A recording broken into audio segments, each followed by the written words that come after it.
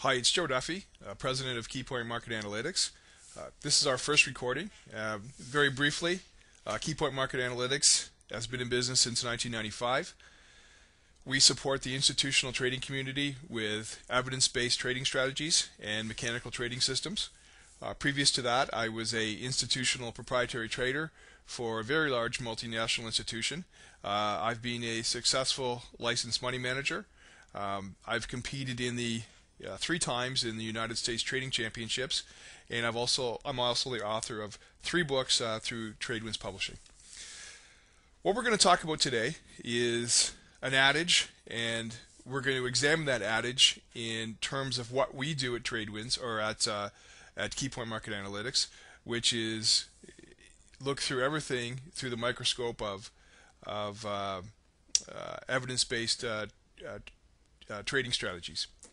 The adage we're going to look at is the oldest one you've probably heard, and that's cut your losses, let your profits run.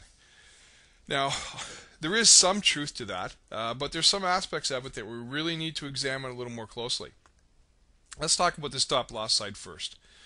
Obviously, we need a stop loss. I think that most of us as human beings think better when we don't have the pressure of deciding whether we're going to lose money or not. And I think that we should make that decision before we go into the trade, and not when we're already underwater and it's hard to really make I think a sound decision. You put your stop loss in. It's a hard stop. If you get stopped out, you've got a fresh mind and a fresh plate, and you can decide whether you want to get back in. So yeah, cutting your losses to that extent is a good idea. I think one of the things that a lot of traders think will help them is using very close stops.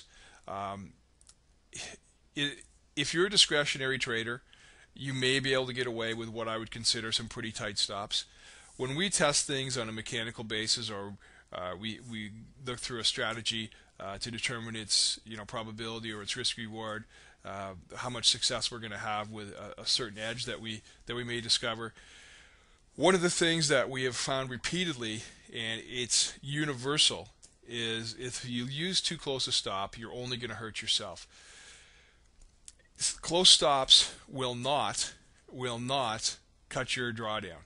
All that will happen is you'll have a very long procession of being stopped out because your stop was too close.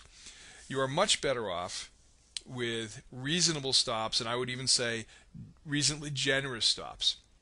You will have much more success that way.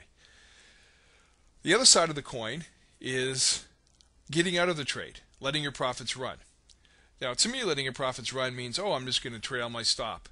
Well, trailing your stop may be a winning strategy if you're holding things for months or years. It might be a winning strategy. I haven't really tested things that I hold for years, so I'm not going to speak to that definitively, but I can speak to the fact that as swing traders, and those of us who trade, whether they be holding trades minutes or hours or days or even a few weeks, those of us who are swing traders for any of those time frames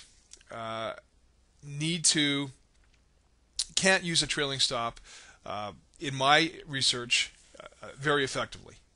You need to take money off the table while the trade is going your way.